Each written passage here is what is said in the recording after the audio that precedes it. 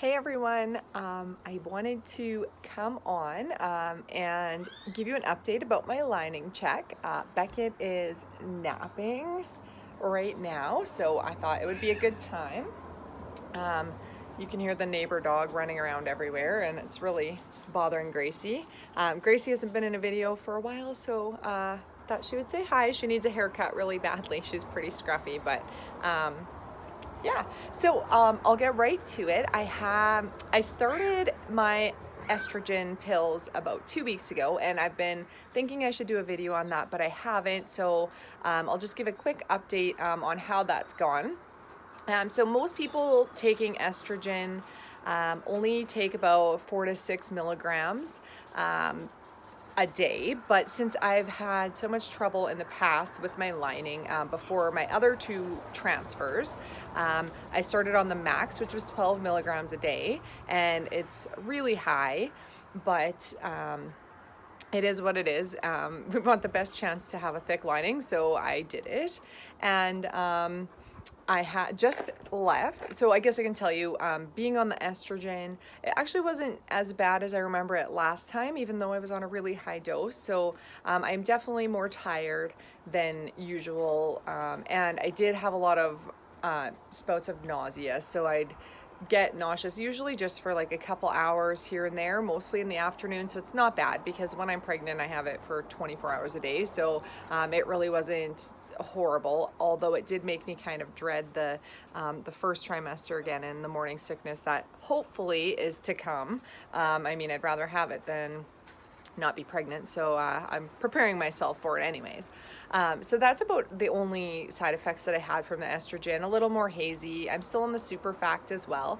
I will say with the super fact, which is the injection, that's just in the skin, so the one that I showed you when I did it my first day, the day after I started that, I gained like almost 5 pounds. It was really weird, and it hasn't come off, and I've kind of continually been gaining.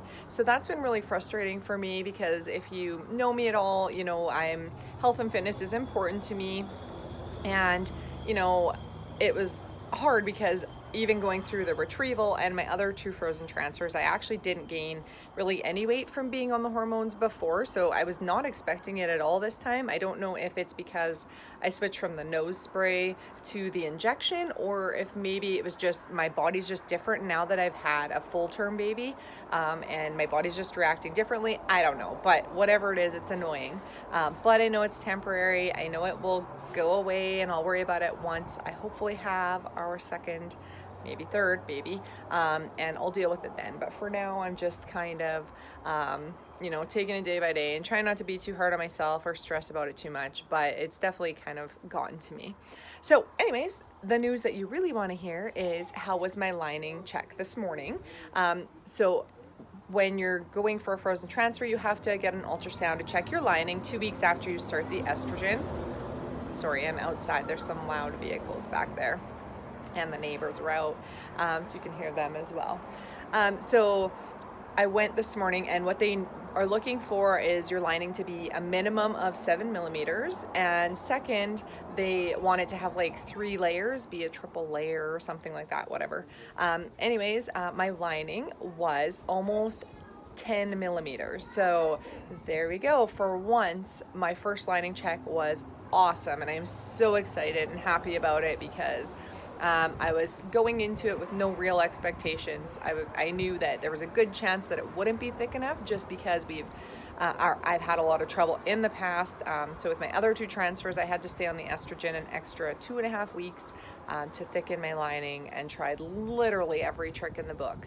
And then I just made it to 7 millimeters with both of my previous transfers. So to already be at 10, or just about at 10 millimeters, and still have a week before transfer is pretty amazing to me. So I promise I will do a video on what I did and what I believe was the number one thing that helped my lining thicken this time around, what I've learned from doing this a few other times already.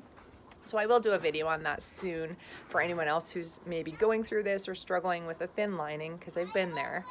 But I'm happy to say this time I am not. My lining is cooperating and we are ready for transfer. So I called my clinic. They're waiting for the results from the ultrasound clinic before they can schedule anything. But she looked, so usually now I would stop the Superfact in the next day or two and start the progesterone injections. And then on day 6 of progesterone, sorry, neighbors. On day 6 of the progesterone is when you would do transfer, but they have to look at the embryologist schedule. And when she took a look, she said they're already like really booked next week. So even though transfer could be on Wednesday, they're already booked Wednesday and Thursday. So she didn't think that transfer would be able to be until Friday probably. So that kind of sucks that I have to wait a couple extra days just because they only do 5 transfers in a day at my clinic. So I will probably try to update you on the day of transfer, maybe just before I'm going or something, but I'll try to do one more quick video before then just so you know when it's coming. But I should find out later today. I'm hoping the actual day and then when I start progesterone. So yeah, I'll do a video on my first progesterone injection probably again, and then I'll be able to let you know then when transfer is booked for. But it should be probably next Friday, which is August 2nd, 2019. And we are still planning on putting our last 2 embryos both in. So that is the plan. Both embryos, we're just going to be really, really hoping and staying positive that at least one of them works. If they both work, then they both work. The biggest issue and worry, of course, is if neither work, but I'm gonna try not to stress about that and just stay positive. Things are going well so far, so let's hope that they continue going that way. If you have any questions or comments, I'd love to hear below, and I'll make sure to answer them. So just comment on the video, make sure you subscribe and follow me. I will mostly be doing this journey on YouTube, so you're at the right place. If you're watching this video, just make sure to subscribe so you will get the notifications when I continue to post throughout the rest of this IVF cycle and hopefully pregnancy to come. So thanks again for following. I appreciate it, and for all of your support. Bye guys. Want to say bye? Oh, bye from Gracie. And she's a teacup multiple, and she's almost 12, in case you're wondering, because I always have questions about her. She's going to be 12 on August 14th, and she's my little girl. So